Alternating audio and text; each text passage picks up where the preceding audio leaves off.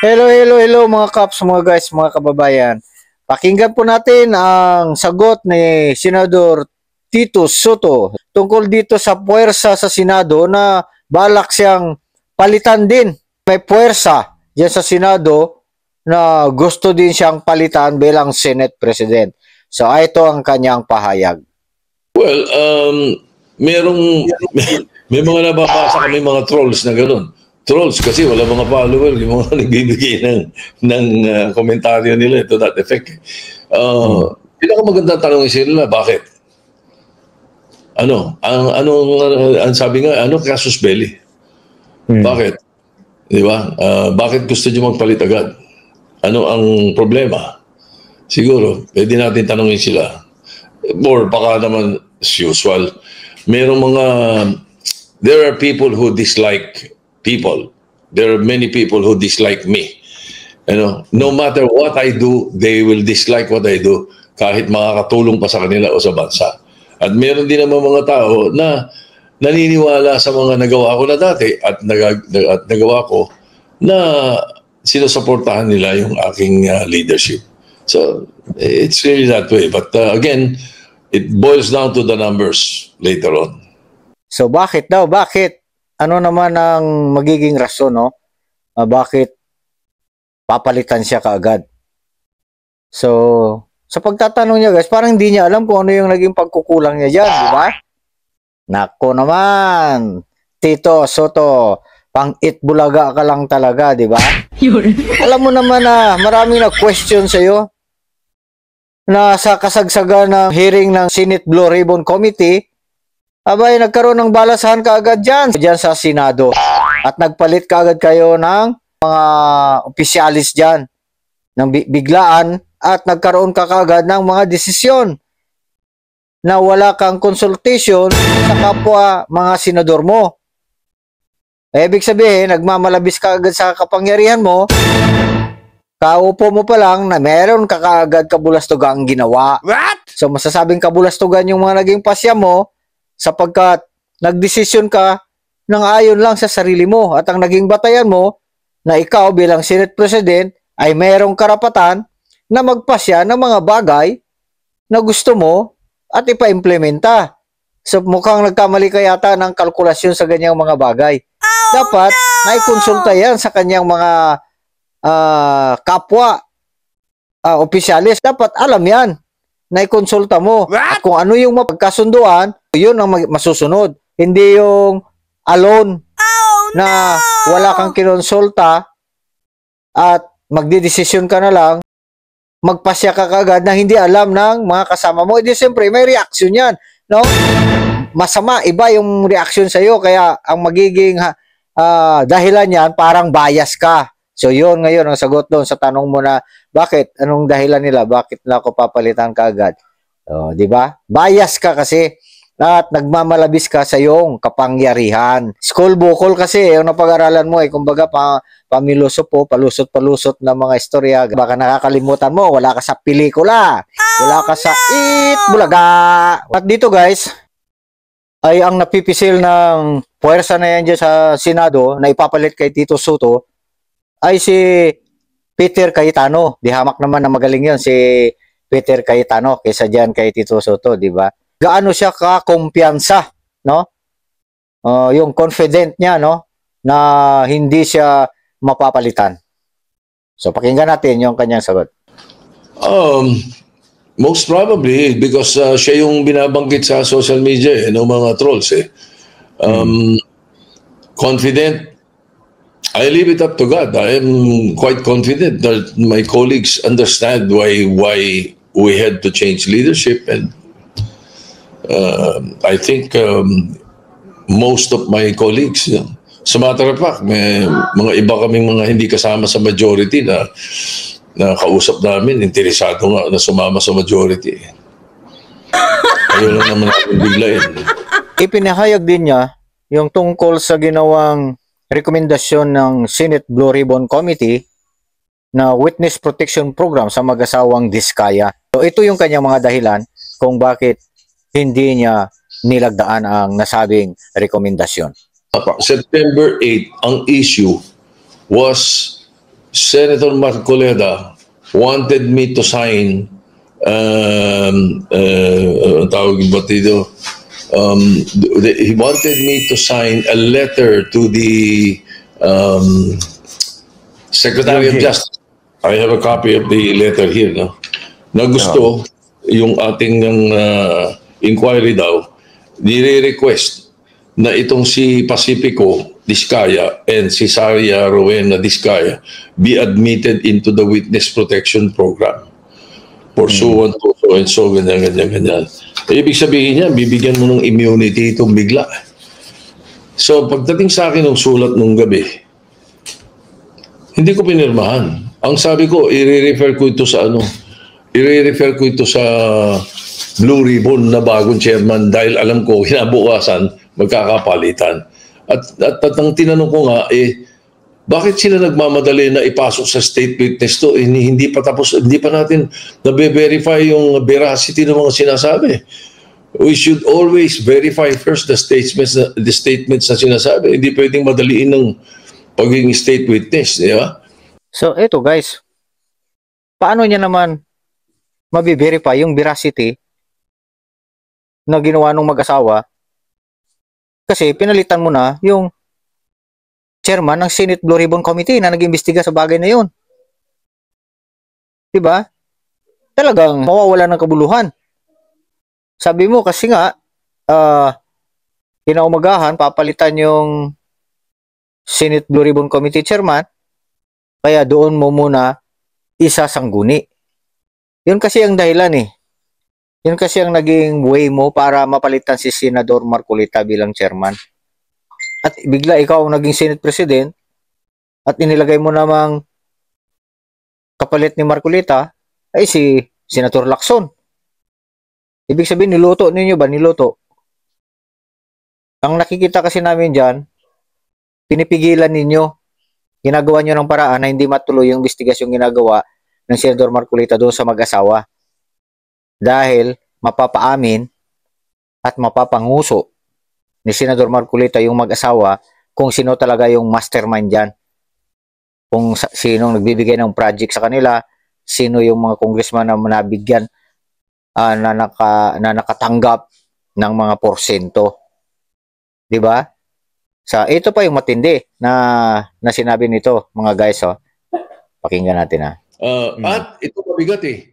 Pag ginawa mong state witness yan, gagastusan ng gobyerno yan. Pagkatapos tayong allegedly pinagnakawan ng billion-billion, gusto nila ngayong gawing state witness at gagastusan pa natin yan. Kita nyo? Ang galing, no? Ang galing ng diversionary tactics niya, no? Sa pagpapaliwanag. Doon niya dinaan. Sipin mo daw, gagastusan pa. Nakawan na nga ng billion-billion, gagastusan pa ng gobyerno. Kung wala, school buko lang kasi ang alam nito eh, no? Saka pang-itbulaga lang ang utak nito. Mahusay lang ito magsalita, magpaliwanag ng mga bagay na gusto niyang ipaliwanag. Biyasa kasi ito sa pag-entertain sa mga tao eh, no? School bukol nga, joker, marunong magpalusot. Ano ba naman tong senador na to? Matandaan na eh. Wala sa tamang takbo yung pag-iisip niya. Nanghihinayang ka na gastusan doon sa Witness Protection Program yung mag-asawa. Gaano lang yun? Sentimos lang yun. Kesa doon sa mga nakurakot sa bayan dahil dyan sa mga project na yan na ang may kagagawan yung mga kongresista at saka yung mastermind na nandyan, yung involved dyan, yung binanggit ng mag-asawa. Yung dalawa, no? Yung dalawa, yung si Martin Romualdez at saka Saldico, yung teamwork na yan. Halatado na ayaw ninyong doon mapunta yung investigasyon ni Senador Marcoleta. Kaya dali-dali ninyo siyang pinalitan, ginawa ng dahilan, no? Mahusay ka sa ganyang mga bagay. Pang-school bukol nga, pang Itbulaga. Ibig sabihin pang entertainment ba? Divert mo naman doon kaagad ha. So, siyempre, kung ang makikinig sa'yo, parang tunay, ano? Parang totoo may lusot ka kaagad. Ito guys patuloy pa natin yung pakikinig sa kanya. Hindi ba? Magtataka ako dito sa mga ibang tao na parang naiinis pa sa akin na hindi ko ginagawang state witness yung dalawang diskaya. Isipin muna nilang mabuti yung sinasabi nila, di ba? Lalong magwawala ang mga kababayan natin. Nagagalit na nga, nagwawala na ba? Ayan, talagang magwawala sila ng gusto. Ayan. Talagang bilib na bilib ka dun sa diskarte mo sa pagpapaliwanag at sa action na ginawa mo. Ako. Ano ang sabi mo? At dyan magwawala yung taong bayan? Ayan updated ka ba ngayon? Tingnan mo kung bakit nagwawala yung taong bayan. Minumura ka? Hindi makain ng aso yung sinasabi sa'yo ng taong bayan, galit na galit sa'yo. Dahil halatadong bias ka. Sila nagsasabi na palitan na yan. Si Soto. Ano ba yun? Mga bad words. Patungkol sa'yo. Isang matandang babae, nakita mo yan? Minura ka, nilamon ka. Kasama yung bodyguard mo dyan, yung kakutsaba mo, si Senator Lacson. Ayun, namura kayo. Yan yung sinasabi mong magwawala. Nagwala nga.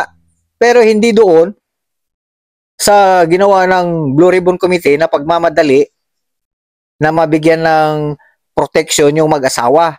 Nagwawala yung mga tao dahil doon sa naging desisyon mo. Maliwanag, di ba? Nako naman.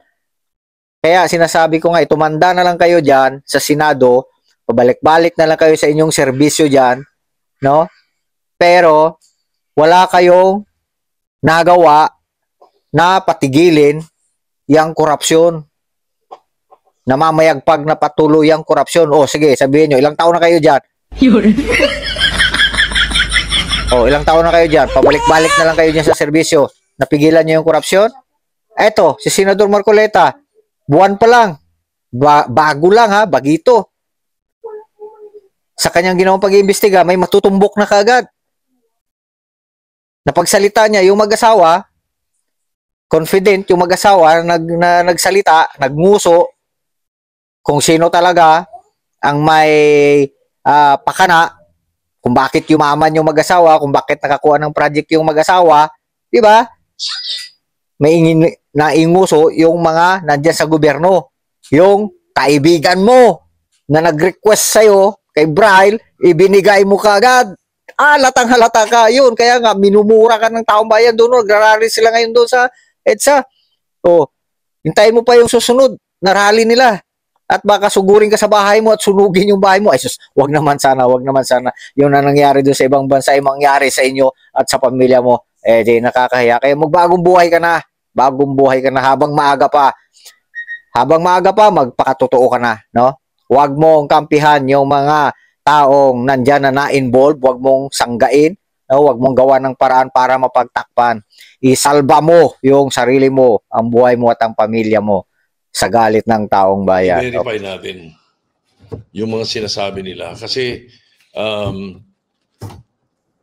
meron silang mga sinabi dito sa Blue Ribbon ng Senate about isang punto yung sabi nila nag-umpisa raw sila sa DPWH nung tinanong namin sila. Sabi niya 2016 daw tapos doon daw sila nag-umpisa sa DPWH.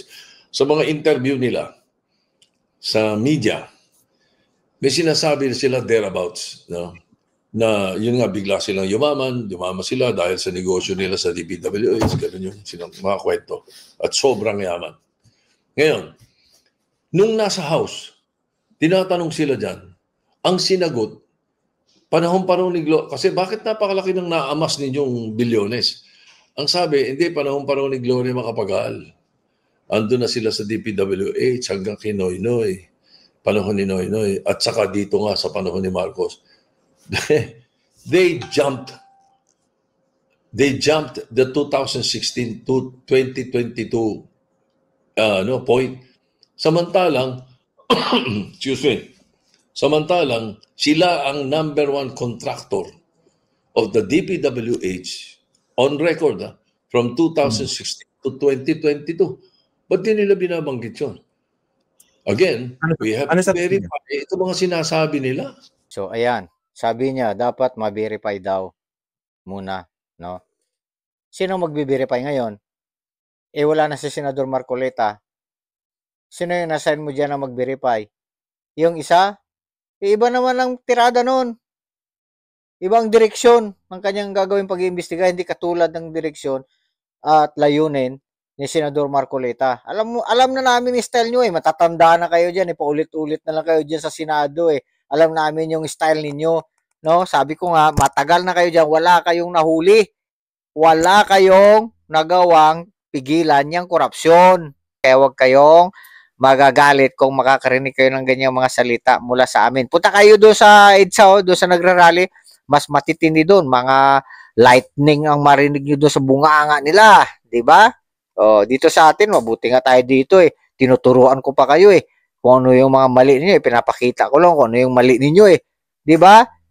Hay na lang. So ito, last na lang mga guys. Alamin natin kung ano yung pananaw ni Senator Soto. Kung bakit nag-skip mula 2026 at sa 2022. Eh, sila mismo on their own siguro, baka masyado silang mabibisto doon sa mga panahon na yun, yung 6 na taon na yun, sapagkat ando doon yung pinakamarami sila sa kontratista eh. O baka merong nag-feed sa kanila o merong nagsabi sa kanila, huwag niyong babanggitin, ha? Di ba? Okay. Your guess is as good as mine, but you cannot help but think that they were omitting that particular saga in their business career. O lumitaw din yung katotohanan. Na yung opinion mo na yan, yun talaga yung plano ninyo. Uungkatin yung nakaraan. At doon, mapupokus na, no, madadivert etong aligasyon, itong investigasyon dito sa 2022. Oh, 'di ba? Sa'yo na rin. Yung kumbaga, yung pinahayag mo na sabi mong guess mo ay hindi papasok sa isip mo yan kung hindi yun yung plano ninyo. Okay, so thank you mga guys. Sa mga di pa nakapag-subscribe, mag-subscribe na. At sa mga subscriber natin, siyempre, paki-like at share naman ang channel natin. Comment section natin, comment lang po kayo para may mga points naman tayo. Salamat po, ingat po tayong lahat.